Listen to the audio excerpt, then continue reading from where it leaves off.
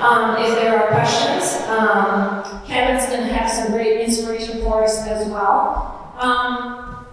Number one, I want us all to give a round of applause to the folks that are standing up here this evening.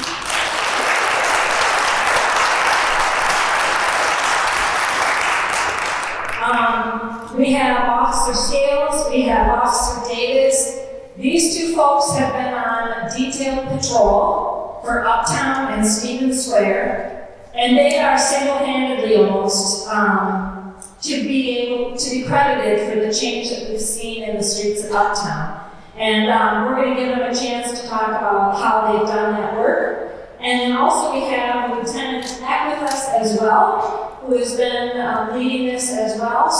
And we've also had some recent incidents at the venue and some of the condo building nearby. So we're going to celebrate what's happening right, and then also talk a little bit about these recent events and give you more information around those. Then we're going to come to Faith Randall as well as Kelsey, who is the community attorney for the 5th precinct, and they're going to give us some additional information. But thank you, Lieutenant, for the update, as well as Officer Scales and Davis. Thank you, Mr.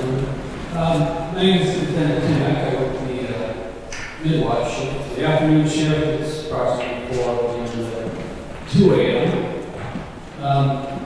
Yes, we've been, the focus area here has been one of our focus areas has been Uptown. Things are looking drastically better since I came to the precinct about a year ago, over a year ago. Calls for service related to narcotics, open narcotics use, trespassing and such, they're all down. Officers are working really hard. They want to see businesses, restaurants, everything open and being utilized just like the public citizens here. So it's good to see we're making progress. It's been a long road. These direct patrol officers from our precinct here, they're out there. People say there's a lot of the resources that we use. You can't necessarily arrest your way out of every problem, right? So there's different approaches, different resources that we do use. People are here too. So, but this job's all about building relationships. Not everything's an arrest or a citation. But if you're here, they go out and talk to people. They start building relationships. And they know they're going to see these officers out because they're director patrol unit, so they're not tethered by the radio necessarily. They're directing, data-driven patrols. Because their focus has been up now mostly, but they do help with 911 priority 911 calls as well too. But yeah, this has been a real force multiplier for the area. Since they've been working out there, so it's good. Yes, as far as the venue incident, we became aware of that situation over the weekend. In that particular instance, there was a call entered in from 911 about it was categorized as a loud party, loud music or a party call. At the time, there were no squads available to go, and so it did sit in our queue waiting to be answered for approximately 2 hours. There's other, we gotta triage life safety issues and a lot of things going on on the weekends, especially in the evenings. So it wasn't until the fire alarm was pulled and there was an assault involved where officers were, we upped the priority of the call. So it's something we're aware of now. We did discuss it with 911 dispatch. We like to get to these things before they, these festering problems, before they can turn violent. And it's all about, when you call 911, make sure you're descriptive as possible. If you say it's a loud party, they're probably going to sit for a while. If you articulate life safety issues or if someone's breaking in, actually, to the building, non-residents are breaking in, you know, we can up the priority and, you know, dispatch and relay that to the officers so we can do higher priority. Oh, okay, sure. But this, and also became aware of the other issue next door with similar situations and parties on the roads of these condos. So this is fixable. So it's a matter of, you know, we can work with you, you know, having engagement and, you know, belonging within the housing units too helps making plans on how to deal with this. But let us deal with these issues. I understand there was some leftover people sleeping in the morning, sleeping in the residence. People were paying upon themselves to remove these people. Just let us deal with this stuff.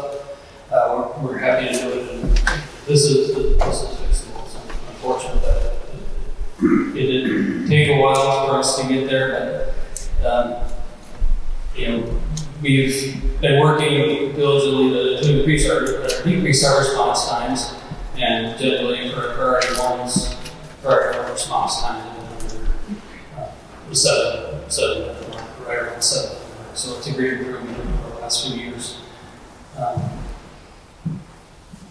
Otherwise, like I said, never hesitate to call 911. You know, especially you got your people that are there, you're seeing what you're seeing, but just articulate very clearly what you're seeing. It's especially life safety issues. So we're here all the cops. They're working so hard. You know, we come out of roll call and they watch, and they're going right till 10 o'clock before they even pull over and take a break. It's a very busy time. So, but they're working hard for you. These officers here as well. They're, like I said, the force multiplier for so we can recommend them. So if you see them on the boat, certainly get to know them. It's like they're getting to know everyone in the area. They do a good job. So. Any questions of me? Some of the stuff don't know happen. Oh, sorry. Yeah, so some people aren't aware of the actual situation revolving around the venue. So what's happening is non-residents are getting into these condos and having parties on the rooftop. So, and they're either in some instances, you know, being let in, you know, intimidating people to let them in, or tricking them to let them in, and then, or trying to forcefully get in. And they're having these parties up there, which usually devolve into,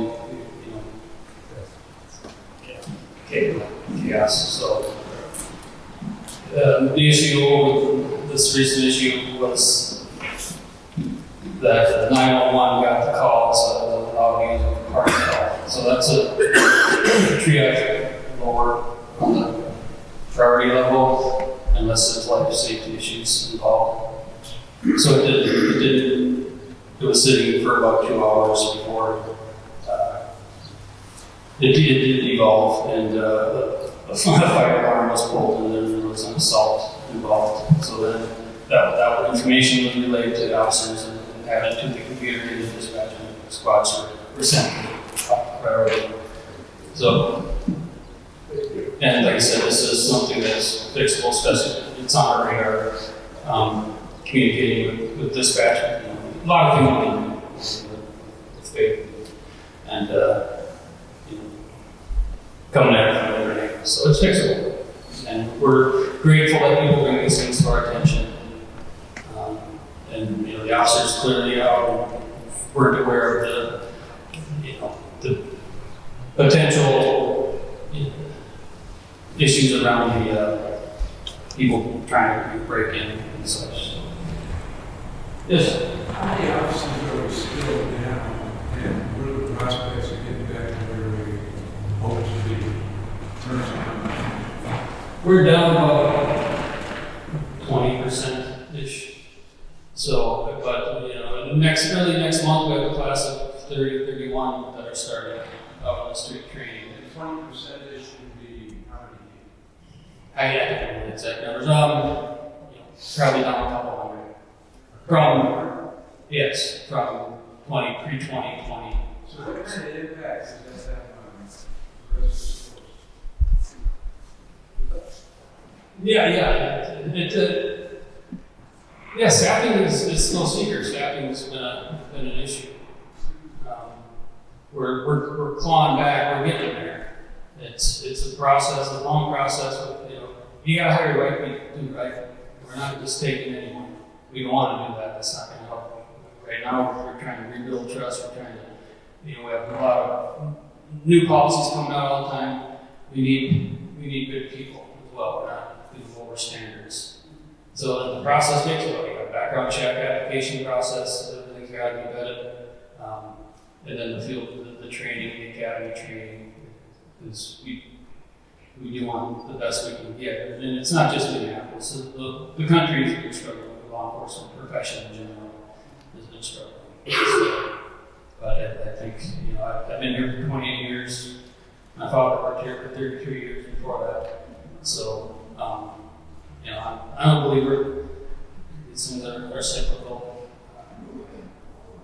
So I love the city. And we'll get there. So we got 33 to 31 or so coming out So next month. do you guys end up doing a lot of overtime, or do you have to? It can depend. Yeah, it can depend. So, yeah, it depends on. Yeah, sorry. Hey, just introduce yourself real quick. So. Please repeat the question and answer. Yep. So the question was overtime, last day to the MSD for petroleum. So in relation to like overtime and stuff like that, it depends on that specialty unit. Sometimes it can be like petroleum and stuff like that.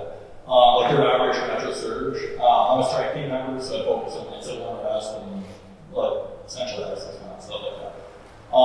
That turned into a lot of folks overtime. It turned into a lot of long hours, a lot of stuff like that. My wife's an out-and-out cop, so she ended up with a lot of overtime as well. So it kind of turns into a balance of childcare, stuff like that. We're better off than we were like a year ago. That was a lot more folks overtime. Right now it's you could probably stick around, but it kind of depends on the month, depends on the time of year. I know 4th of July weekend, we're definitely going to have a lot more cops before it's overtime. So I hope that kind of answers the question.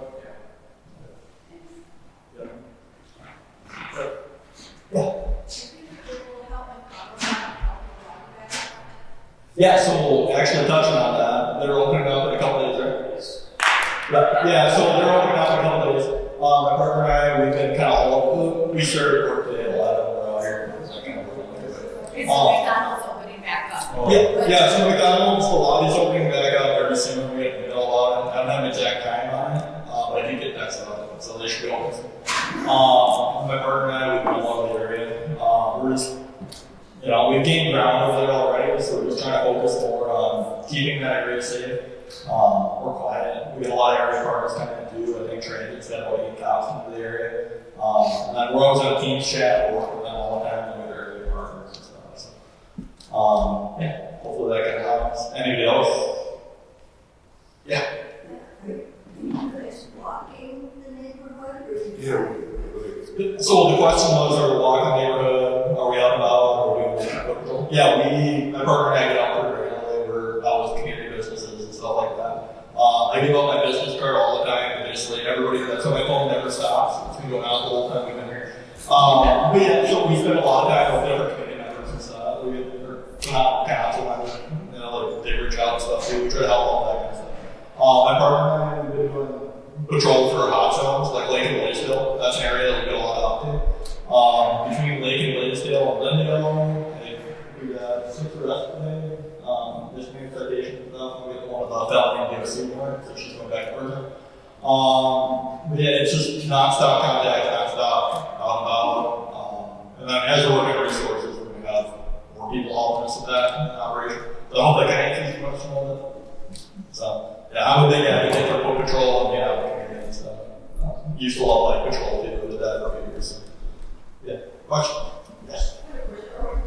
Is your work actually addressing some of the problems of the crime, or are we just pushing it into other areas? So again, so that's going to depend, answer. So if we've got a repeat person, kind of addressing the question. So are we actually dealing with the problem, or are we just pushing it there? So in regards to that, we've got tracking. We work with the city attorney's office, we work with the county attorneys, different resources in the area. So maybe somebody, they're like a repeat offender, things like that. Is this a criminality issue? Is it a livability issue? Getting resources? And we try to hook them up with resources and see if we can get some kind of support. Maybe they can get out of that life. And if not, then we just, sometimes we have to do enforcement. But it's a case by case basis depending on the person, and we got to go contact that person. And a lot of people are repeat customers. Yes? Yeah, so it sounds like you're putting a lot of focus on Uptown. I'm wondering about further out, kind of been like there was, an incident with a murder late at night at 23rd, and kind of been by those murder places a couple, I don't know, a month ago or so, and I'm just wondering, is things shifting, or what's going on with that, and what kind of coverage are we doing to address that? So the question was, there was a homicide that occurred up at 23rd Heaven, and with different people getting displaced from Uptown, is that being addressed? A lot of it depends. Like sometimes you get pockets of different stuff, sometimes you get the one-off. So like that sounds more, like, from my understanding of the incident, it was more like a one-off in that area. We don't have as much crime stats out that way. A lot of it's pushed over to like Nicollet, Franklin area, Lake and Blaisdell. We aren't seeing as much activity in the Uptown area, and when I discussed that, I mean like about a 3-block radius within like Laguna Heaven. Those tend to be kind of more hotspots, and then every once in a while you get those weird outliers. Like you can get something down to like 60th and Jersey or something, and that'll stand out, but we don't have a ton of like focus patrol on that. So hopefully that answers the question. Yeah, we should probably wrap it Yeah. up. Officer Scales, did you have anything else? No. Okay. Well, thank you so much. We're going to have Faith Randall come.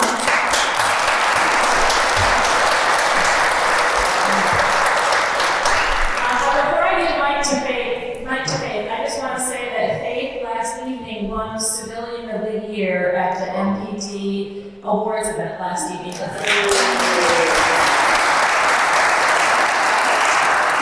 Faith has been covering crime prevention for 17 of the 20 neighborhoods in the 5th precinct. And we really appreciate your superhuman efforts. Thank you, Councilmember Schubert. I'd like to think this is my superhero cape, but it's not. It's just my crime prevention jacket. My name is Faith Randall. Thank you for that. It was quite the honor last night getting that award. I honestly was very speechless. A little bit about me. I was an animal control officer. I see a lot of familiar faces, but I was an animal control officer for Minneapolis for 10 years. And I've been in this job for going on almost 2 in August. With that, I took on this role knowing I was going to take over 17 neighborhoods. Within that, I actually stepped into the full 20 now, because I lost my partner, he retired in January. So then I started the additional work of taking on Stephen Square, Whittier, and Mill, trying to support with the help of the lieutenants. They have assigned sectors in the neighborhood too. Our prior inspector designated that to have support for me to help and have my go-to contacts. Inspector Novak also was a big day yesterday. Inspector Novak, the 5th precinct, of 34 years almost with the police department, did retire. So we sent him off on his way while he was in retirement, and we'll have new leadership coming soon, so with that comes change. But we've had a wonderful group that Inspector Novak really helped lead and make that team effort. I'll let Kelsey talk more, but she's a community attorney embedded in our precinct. We also have embedded social workers. We have embedded community navigators, one domestic violence and one kind of all around. So we really look at our problems too, the team approach. We have a P5 intervention group email, so you can email me, of course. That intervention group email is more for like officer referral cases. So a lot of the work I do is, again, I'm at liaison between the police department and the community. I sit in on our MSCAT meetings at the precinct, which is going over those crime trends. identifying the problems, identifying repeat addresses that pop up. With that, Officer Davids, Officer Scales, one of our other sergeants, Sergeant Humphrey, we developed problem properties unit. I guess I can't really call it a unit, but we all have a meeting once a week where again we're seeing, we might add even 2885 knocks on there, right? So hearing the problems that are going on in the community, the 911 calls that happen. Unfortunately, some of those properties, again, get placed on that list, but it's really good because we can look at it with multiple angles. I know somebody mentioned the 2300 Hennepin. I can't speak much on that, but we work with our business licensing partners to investigate kind of to what's going on in some of these businesses. Also with the properties, we have invited in a really collaborative effort. We engage with Minneapolis City housing inspectors, fire inspectors to look at these buildings at a different angle. We have the police calls, we have the police response. Is there violations of the property that can be addressed to? Is there a building that could potentially be enforced and be reworked to up their codes and have them better security, better safety, right? I'm losing my train of thought. It was a very long day yesterday, I apologize. But with that address, that's somewhere I come in my expertise that I do touch on. I can say now too that I'm a certified crime practitioner. I went to my first training earlier this year, so that was really exciting. Learned a lot more about crime prevention through environmental design, So looking at, again, going out to, I can tell you guys, about a year ago, I went to the Kenwood Isles. I believe that's the condo right there. Yes. Did you guys there? Yes. You remember me? I talked a lot, but I was there with the team that day. We had a couple interns and our community navigators going over, there was a damaged motor vehicle spree. So when it occurred, I think there was about 16 vehicles that got their windows smashed in that unit. So again, my expertise, I'm not a police officer, I don't have my own vehicle, maybe one day will give it to me. But if you guys need something that's not even a police matter, again, a lot of my referrals come off of those police calls.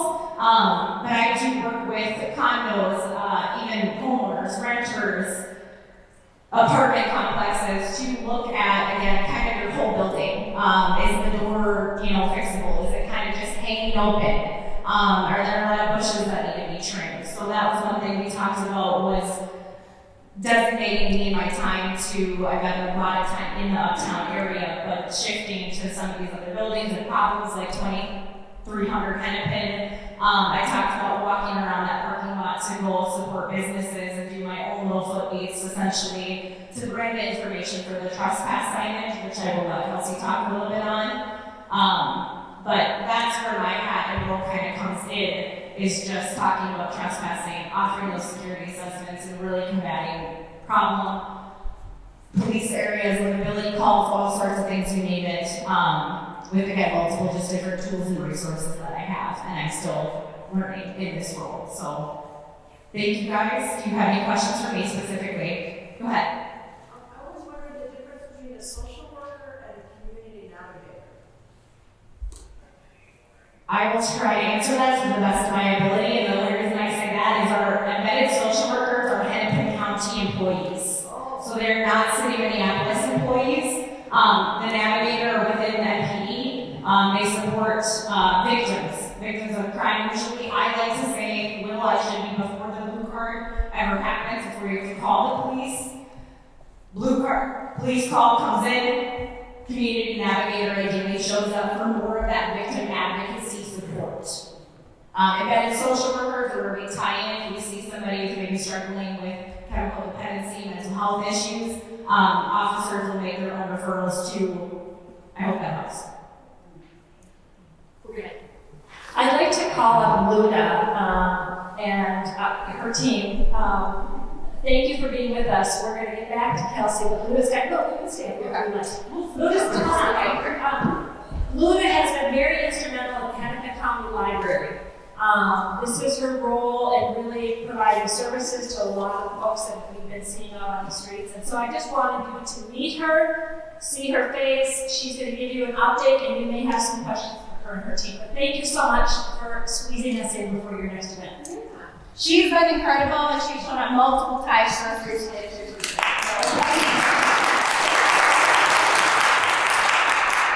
Hi everyone, I'm Luda. Thank you so much for kind words. Security director was Hennepin County, but besides just security, right, we focus on how we can serve our community best. And because security officers that work in the library very often, the first contact when people come in, very often we see if there are any resources that are needed in this area. We want to make sure that we don't focus just on enforcement, but that we also bring the resources to people who need them, and hopefully remove some barriers to those resources. So we see uptick in the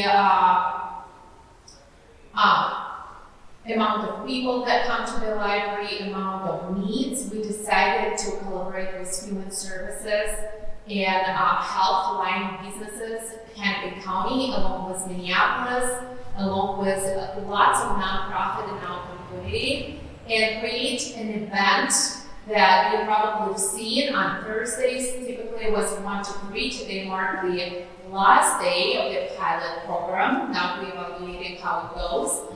But what it was set days a week and set hours where a community that needs access to resources without the barriers, and not just one resource, right? If we come to one table and that may be not the resource they really need that they thought they do need, instead of giving a number to call, they could go just to the next table and be helped.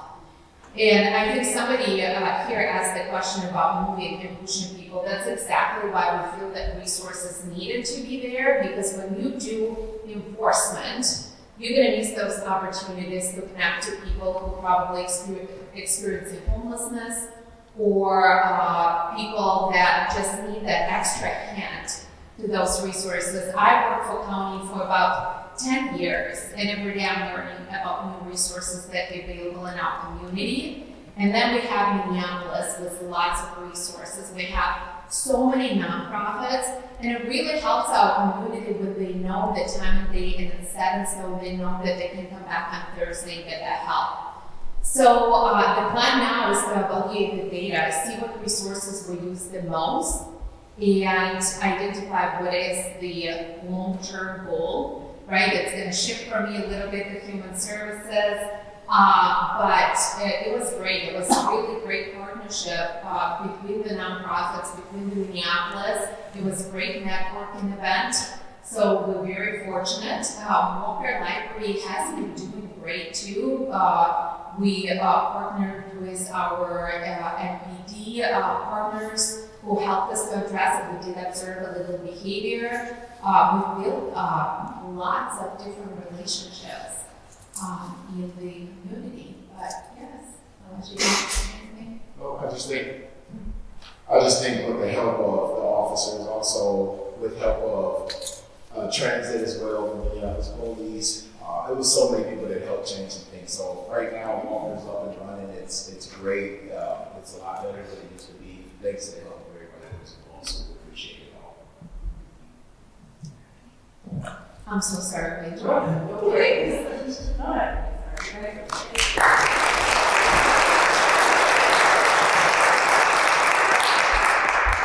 Good evening, everyone. My name is Kelsey Christensen. I am actually the 5th Precinct's community attorney. So I act as a liaison between the Minneapolis City Attorney's Office and the police department, and I come to community events like this. I sit every day basically housed in the 5th Precinct, as Faith mentioned. So I've been a community attorney since actually February, so I'm relatively still new to this.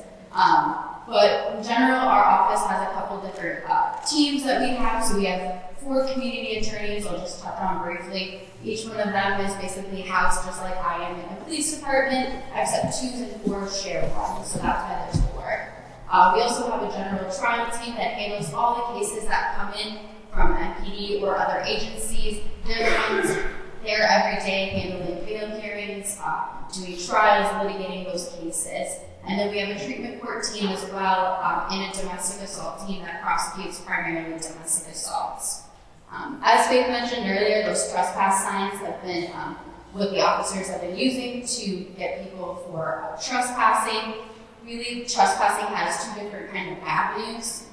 There's the citations for the ordinance. So the Minneapolis City Ordinance is one area, and then there's also a criminal statute.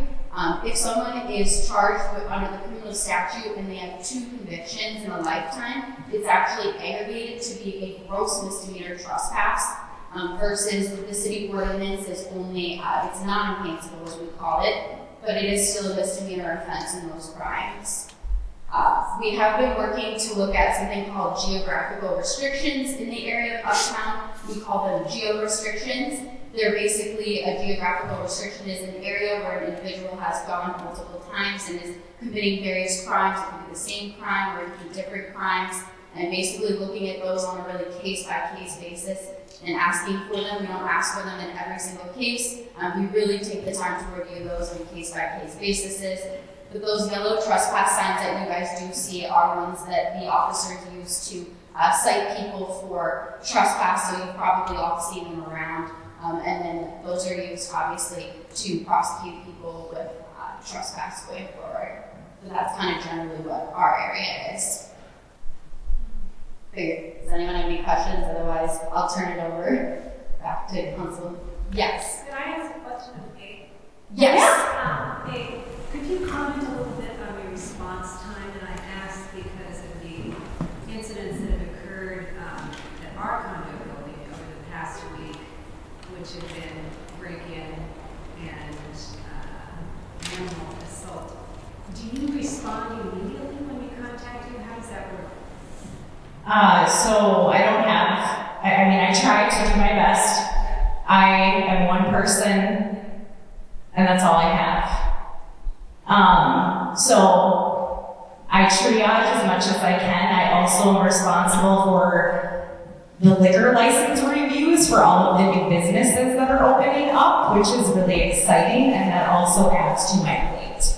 I do also want to touch on, I plan and assist with the open houses, with our community MSTAT meetings. I don't sit in front of my computer all day long. My job is to be out in the community as well. I go to trainings. I try to do the best I can, and I apologize if you do feel that is delayed. I'm willing to talk to you about that personally. I always tell people I'm more than willing to communicate, and of course gave you my cell phone, but I'm not the police officer. So people have asked me, what do I do with lost property, or what I need you on into weekends. I work Monday through Friday. My phone is not on me, I'm not a police officer. So that's just something that I am working on with my communication and messaging, is I wish I could do it all. I wish I could wear the superhero cape. That's the best answer I can honestly give. My goal is 2 weeks, if I'm being honest. I can't usually give a response in a day, and especially with getting the trespass signage. I don't have a police car. So I coordinate a lot with our sergeants, with our patrol officers, with our lieutenants, and as they talked about, they're sometimes responding to 911 calls or reviewing force. So I have to also just ensure my safety when I do go out in the community. But I deeply apologize if it's not up to your standards. I'm working the best I feasibly can with what I have, with my resources, which is, it's just me in the 5th Precinct for crime prevention. I can tell everybody that no job has been offered yet, but when my retired partner got me, or my partner retired on me, I was only given a 2-week notification on that as well. That was kind of devastating. So the 3 neighborhoods my partner had as well are extremely high crime. And I'll be honest, that has kind of taken some of my resources. So, That's helpful. yeah. With that, hopefully you'll have another crime prevention specialist for the 5th Precinct by the end of this year. Just like Lieutenant X said as well, though, we want to make sure they're good candidates. they have to be back around as well. So I probably am going to go into this summer with just me. So that's just the reality. Let's give Faith a hand again for all her work.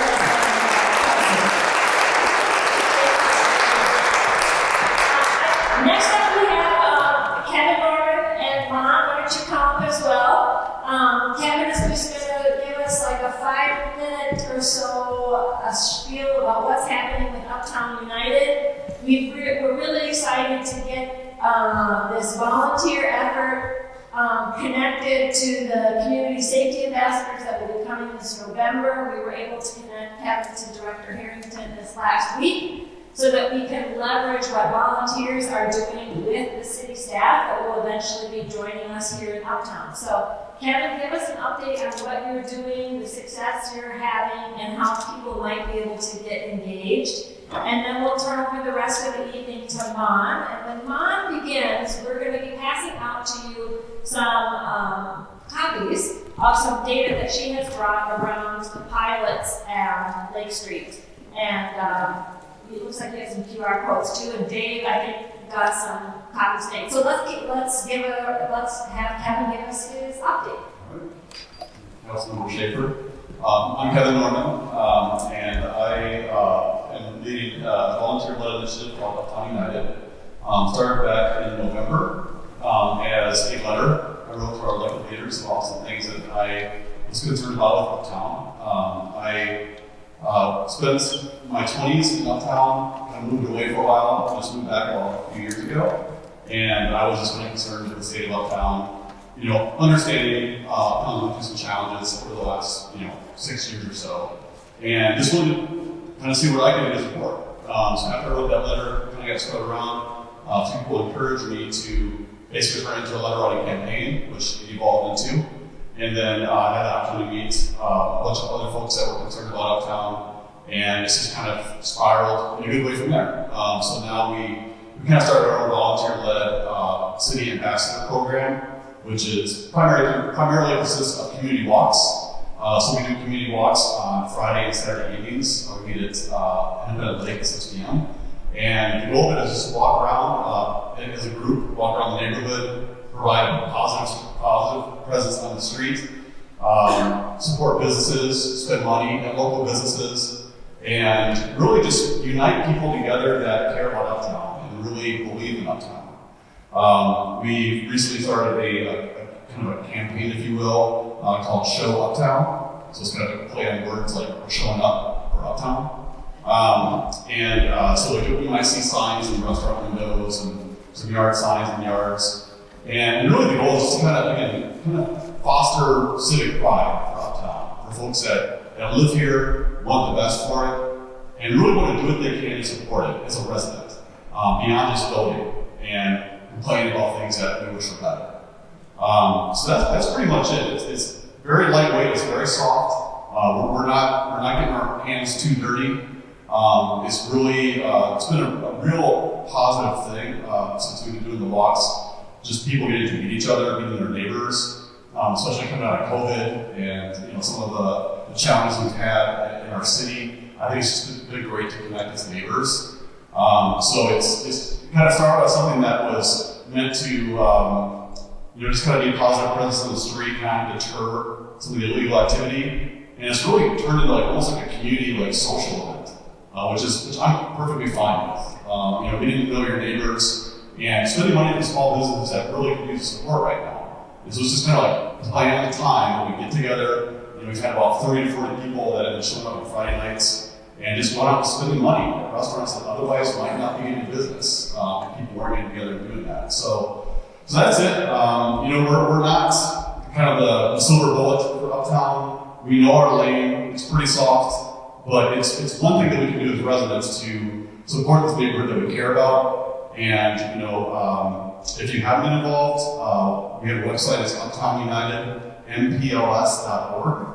You can sign up for updates. If you're interested in joining the community walks, they're at 6 p.m. on Friday and Saturday evenings. All you gotta do is show up, there's no rules. That's about it. Any questions? Yeah? What would you do if you come upon them Yeah, that's a good question. And again, like, we know our lane. We're just residents. But I have been encouraged by folks that I've spoken with, city officials and whatnot, is to utilize 311, utilize 911. And then on that point, I'm trying to be really clear that we are not the safety ambassadors. We're not professionals. And we don't want to be viewed as a group that's just kind of like, looking side-eyed at people and wondering like who's part of the neighborhood, who's not. But if we can be there to support people that need help, if we can kind of be some extra eyes on the street, if there's problem areas, or if a trash can's been turned over, we're happy to do that. And so 311, 911, and the way I understand it, that's how city knows where to have a resource. So if we're not making those calls, we're kind of not doing our civic job either. Yeah. How long do you walk? Yeah. Is it Friday night and Saturday? It is Friday night and Saturday night. Friday nights have been like definitely the more popular of the evening. I think we average 30 to 40 or so people, and that's kind of been during the cold weather that we've had. So like kind of excited this is probably going to grow as the weather gets nicer. But we're generally out there from like 6 to 7:30. And kind of the common pattern has been like we get out, we set up for the walk, and we'll either stop for a drink somewhere or stop for dinner if it's really cold and we kind of need to be inside more. But it's also a pretty casual thing too, where if people have other plans, they can dip out early. I always like to say, like, there's no rules. Just get out there, walk around, enjoy your neighbors. Where do you meet? We meet at Lake and Hennepin, like the 7 Points corner, 6 p.m. Yeah. Yeah, another question. Did you write the article in the Hill Press? I did not write any articles, but I know we've been mentioned in a few articles. Yeah. All right, I'm done.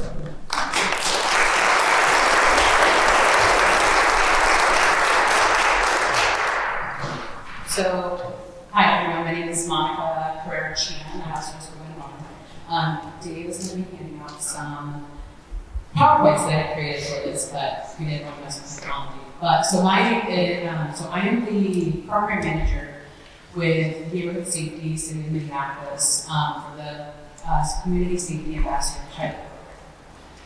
And so I want to talk a little bit tonight about the program, where it's at right now, and bringing it into Uptown.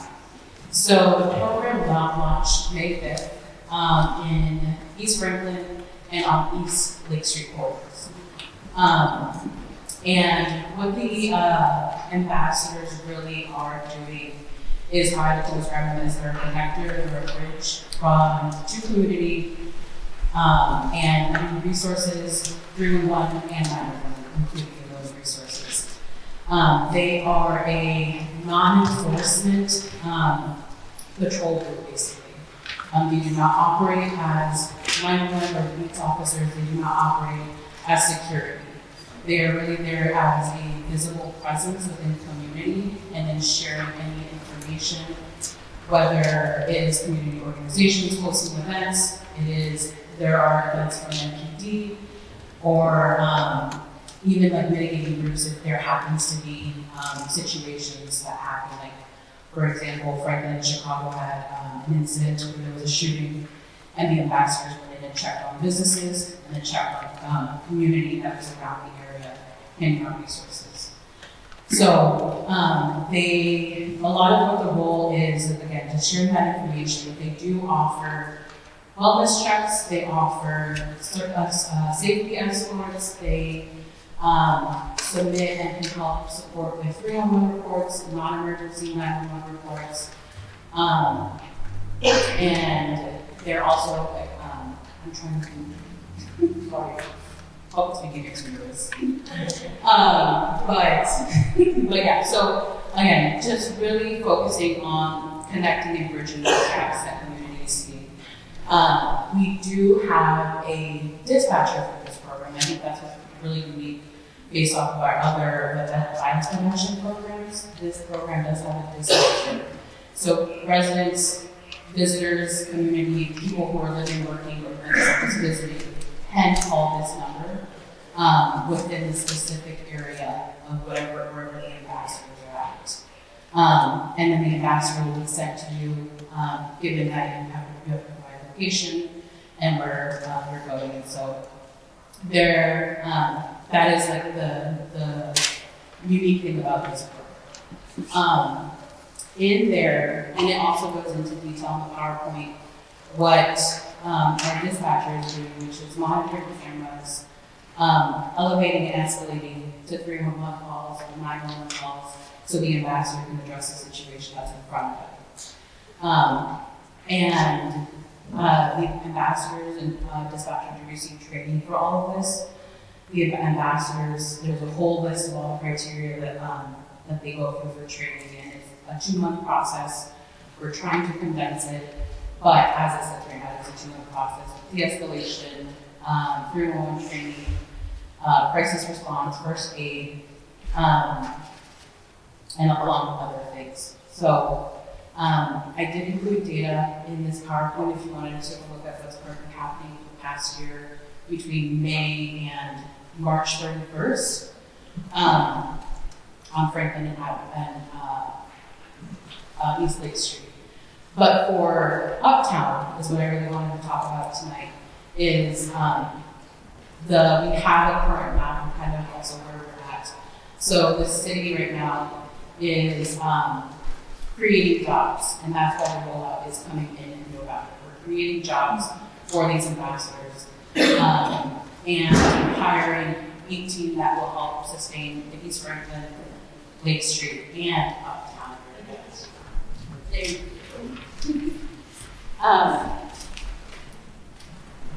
So this design, so that's where we're at, creating the positions. We're going to be going into our community engagement. We were at a multi-jurisdictional meeting this past week, and then rolling out and we're going to continue to do some more community engagement. This is also just another quick touch point for community, so we can get some input, feedback on what our current map, and if it aligns along with ours. And so if we go to the Uptown current pilot rollout, we can see that we have 8 total ambassadors that will be coming into Uptown, and that does include 1 lead. So this lead will communicate with the supervisor if there are any things that need to be escalated immediately. And so for the map, you can see that we are going to be in all along Hennepin Avenue. So 31st Street up to Franklin Street is all what the areas for Hennepin Avenue. And then there's this square block that is Hennepin to Lindale, and then from north to south is the 28th Street down to 31st Street. We do have Lagoon and Lake wrapping our area wrapped around up until Knox Avenue, which is right before the lake there.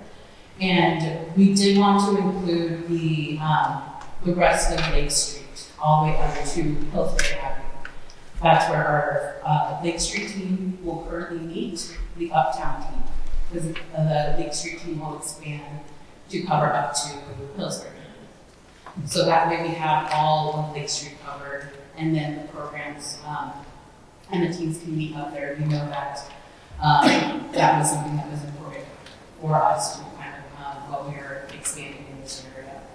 And the potential hours are Tuesday to Saturday with a 10 a.m. to 6 p.m. We know that there is more traffic that happens in the evening, along with Friday nights and Saturdays with Kevin the State. So really wanted to compliment that and knew that that was something that was important.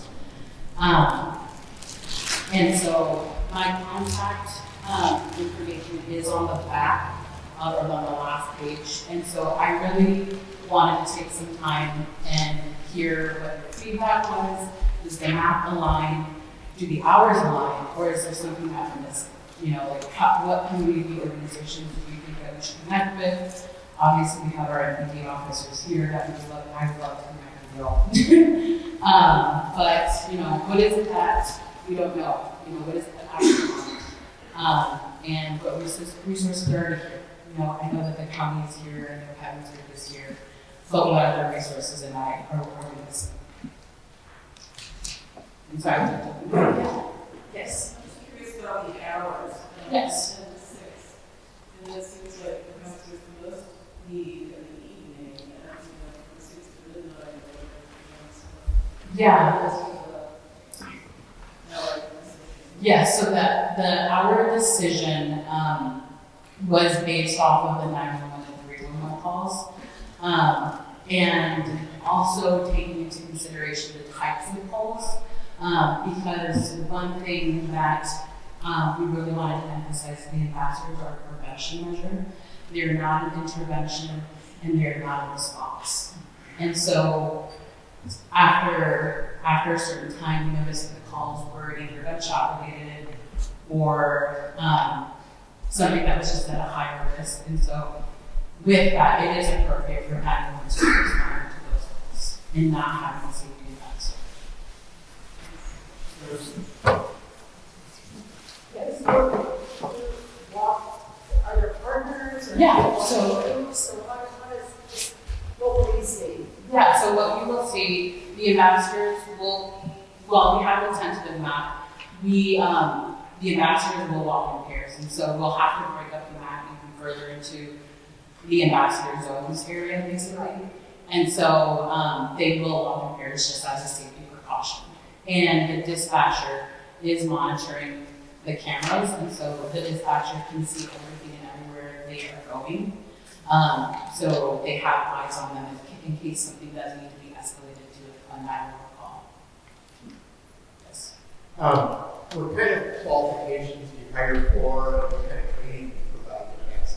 Yeah, so like I said, there's a slide here that has all of the training that the ambassadors go through. So they do have to pass a background check. One of the things that we will be, so I mean, the most qualification in terms of education is a high school education, because we are trying to hire folks that have lived experience. We see that that tends to be the most impactful for the work in terms of, you know, we have one ambassador who shared their story that they used to be homeless and now this is, they have moved into being able to do this work. And so that really resonates with some of our folks that are, you know, our house community. And we understand that there are limitations to that, right, with the lived experience and some backgrounds that they may have. And so that's why they still have to pass the city background check.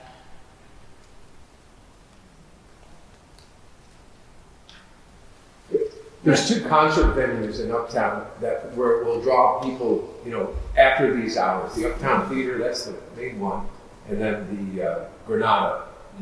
The safety ambassadors, will they be a part of helping when those bigger crowds come to Uptown in the evening? Yeah, so they could be, right? One thing that we did that we're going to be moving to this summer, based off of last summer's feedback for Franklin and Lake Street, was the community wanted them at events. So for the taco tour that happens on Lake Street, or the farmers market that happens on Franklin, we are shifting the hours to have the ambassadors there. So while we have set hours, right, with potential hours in the set map, what we also, because we're still in the pilot phase, we can determine if this works or not, right? And shift the team as we're progressing, because while you say the 10 to 6, you know, it may not be 10 to 6 once we're actually doing work. It could be, oh, we actually need to do it 12 to 8. But based off, we wouldn't know that unless we're actually implementing the program in the neighborhood. And then I do have QR codes if you wanted, that has surveys. It has like 3 questions on it.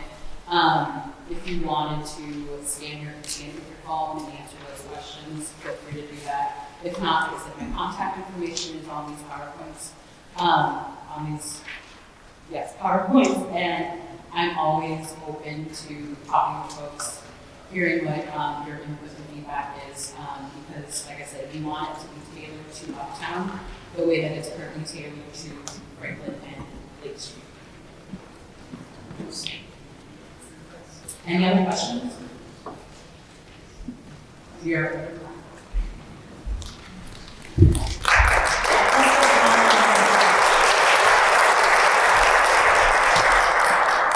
Well, thank you all for coming out this evening. I am really encouraged by all the dialogue that's happening about Uptown. Even this last week, we had another multi-jurisdictional meeting between the county and the library folks that you met, and MPD, and Bond gave the same presentation to the precinct folks. The level of coordination and respect for all the different roles that each one of these resources provide is really increasing. And that really encourages me because it's going to take a team effort to really see this through. And so please hear that I am incredibly grateful for all of you that spend your time this evening coming to speak to us about the initiatives that you are volunteering to do. It's part of your job. I really appreciate it. And so I'm excited about where Uptown is going. I'm excited that all of you came out tonight. And we really have a lot to celebrate, even from these last few months. And so be encouraged. I'm encouraged. And let's continue to give Uptown the support that it needs and deserves, because we have a great neighborhood. We really do. And so I'm excited to continue to see it improve. Thank you all for coming out this evening. And please feel free to talk to any of these folks that are still hanging around if you have any further questions. And please know that we are going to continue to dialogue about what happened this past week as well. So thank you for coming.